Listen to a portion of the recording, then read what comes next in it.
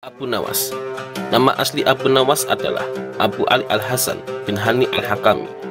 Dia dilahirkan pada tahun 145 Hijriah atau 747 Masehi di kota Ahvaz di negeri Persia. Ayahnya adalah seorang keturunan Arab dan ibunya keturunan Persia.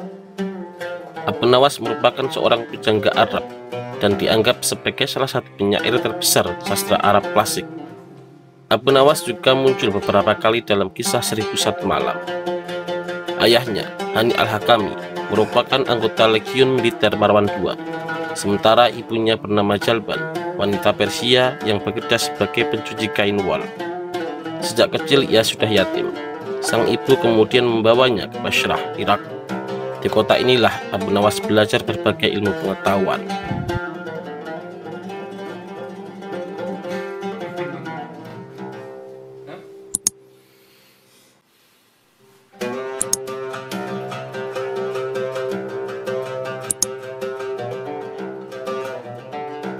Masa mudanya penuh perilaku kontroversial yang membuat Abu Nawas tampil sebagai tokoh yang unik dalam khasanah sastra Arab Islam. Meski begitu, sajak-sajaknya juga syarat dengan nilai spiritual, di samping cita rasa kemanusiaan dan keadilan. Abu Nawas belajar sastra Arab kepada Abu Zaid Al-Ansori dan Abu Ubaidah. Ia juga belajar Al-Quran kepada Yaqub Al-Hadrami. Sementara dalam ilmu hadis, ia belajar kepada Abu Walid bin Ziyad, Muqtamir bin Sulaiman, Yahya bin Sa'id Al-Qattan, dan Azhar bin Sa'ad As-Saman. Pertemuannya dengan penyair dari Kufah, yakni Walibah bin Habab Al-Ashadi, telah memperhalus gaya bahasanya dan membawanya ke puncak kesusastraan Arab. Walibah sangat tertarik pada bakat Abu Nawas, yang kemudian membawanya kembali ke Ahvaz lalu ke Kufah. Di Kufah bakat Abu Nawas digembleng. Ahmar menyuruh Abu Nawas berdiam di pedalaman, hidup bersama orang-orang Arab Badui untuk memperdalam dan memperhalus bahasa Arab. Kemudian ia pindah ke Baghdad.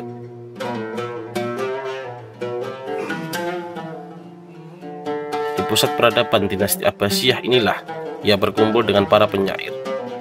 Berkat kehebatannya menulis puisi, Abu Nawas dapat berkenalan dengan para bangsawan. Namun karena kedekatannya dengan para bangsawan inilah puisi-puisinya pada masa itu berubah, yakni cenderung memuja dan menjilat penguasa.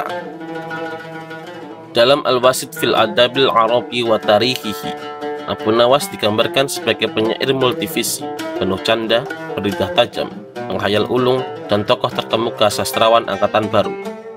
Namun sayang, karya-karya ilmiahnya justru jarang dikenal di dunia intelektual. Ia hanya dipandang sebagai seorang yang suka bertingkah lucu dan tidak lazim.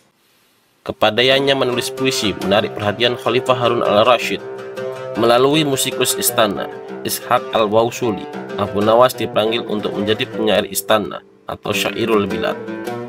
Sikap yang jenaka menjadikan perjalanan hidupnya benar-benar penuh warna. Kegemarannya bermain kata-kata dengan selera humor yang tinggi, seakan menjadi legenda tersendiri dalam khasanah peradaban dunia. Kedekatannya dengan kekuasaan juga pernah menjerumuskannya ke dalam penjara. Pasalnya, suatu ketika Abu Nawas membaca puisi kafilah Bani Mudhar yang dianggap menyinggung khalifah. Tentu saja khalifah murka, lantas memenjarakannya. Setelah bebas, ia berpaling dari khalifah dan mengabdi kepada Perdana Menteri Barmak. Ia meninggalkan Baghdad setelah keluarga Barmak jatuh pada tahun 803 Masehi. Setelah itu ia pergi ke Mesir dan mengubah puisi untuk gubernur Mesir, Khasib bin Abdul Hamid Al-Ajami. Tetapi ia kembali lagi ke Baghdad setelah Harun al-Rashid meninggal dan digantikan oleh Al-Amin.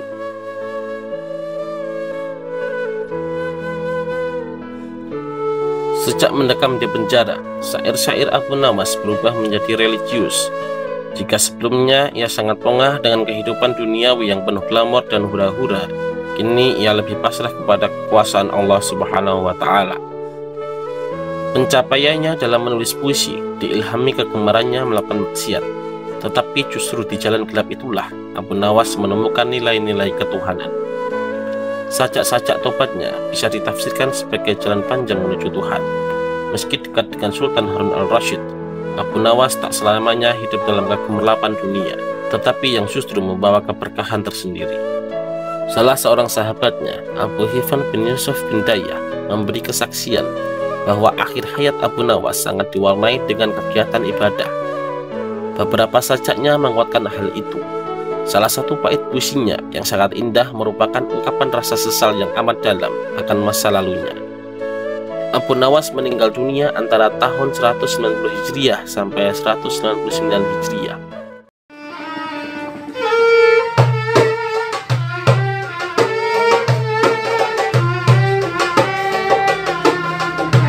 Abu Nawas umumnya sering dikenal sebagai sosok lucu dengan lawak-lawaknya, padahal ia sebenarnya merupakan penyair dan sufi yang sangat cerdas.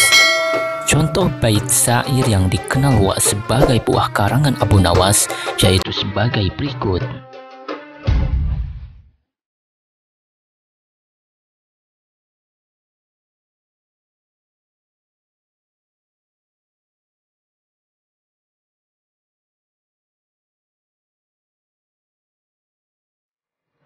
Sudah lama kaum muslim di Indonesia akrab dengan syair Abu Nawas tersebut. Beberapa saat menjelang sholat maghrib atau sholat subuh, jamaah di masjid-masjid atau musola biasanya menyanyikan syair tersebut dengan syahdu. Bagi bangsa Indonesia, nama Abu Nawas atau Abu Nuwas dikenal terutama karena kelihayan dan kecerdikannya melontarkan kritik-kritik tetapi dibungkus humor. Sesungguhnya ia sendiri adalah seorang sufi, intelektual sekaligus seorang penyair yang hidup zaman Khalifah Harun al-Rasyid di Baghdad. Abu Nawas tidak hanya cerdik, tetapi juga nyentrik. Sebagai penyair, mula-mula ia suka minum khamar dan mabuk. Belakangan diketahui dalam perjalanan spiritualnya mencari hakikat Allah Subhanahu wa Ta'ala. Kehidupan rohaninya memang cukup berliku, sangat mengharukan. Setelah menemukan Allah, inspirasi puisinya bukan lagi khamar, melainkan nilai-nilai ketuhanan. Ia tampil sebagai penyair sufi tiada banding. Nama aslinya ialah Abu Ali Al-Hasan Ibnu Hani bin Abdul Awal Al-Jalami.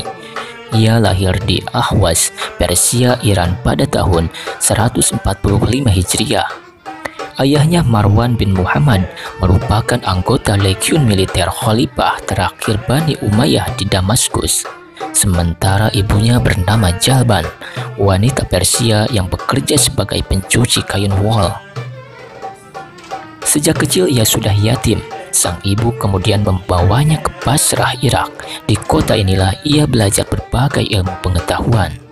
Ia mulai dikenal sebagai penyair muda berbakat bersamaan dengan dimulainya pemerintah Khalifah Harun al-Rasyid dari dinasti Abbasiyah yang berlanjut pada masa pemerintahan Al-Amin dan Al-Makmun. Ada beberapa riwayat yang menceritakan sebelum bertaubatnya, Abu Nawas adalah seorang pemabuk berat. Syair-syairnya masa itu lebih banyak menceritakan tentang minuman keras, wanita, dan cinta. Tapi meski seorang pemabuk, kepiawaiannya dalam menciptakan syair ketika itu nyaris tak tertandingi. Terbukti walaupun dalam keadaan mabuk, ia tetap mampu menularkan mutiara-mutiara kata yang indah. Masa mudanya penuh dengan gaya hidup yang kontroversial, sehingga membuat Abu Nawas tampil sebagai tokoh yang unik dalam khasanah sastra Arab Islam. Walau begitu, sajak-sajaknya syarat dengan nilai keagamaan dan pertaubatan di samping cita rasa kemanusiaan. Abu Nawas belajar sastra dan bahasa Arab kepada Abu Jaid al-Ansori dan Abu Ubaidah. Ia juga belajar Al-Quran kepada Yaqub al-Hadrami.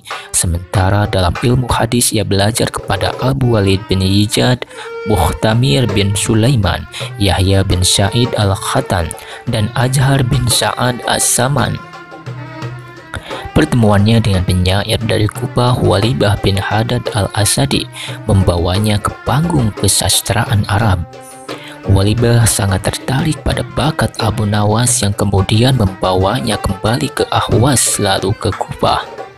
Di Kubah tempat Sayyidina Ali dimakamkan, bakat Abu Nawas pun digembleng.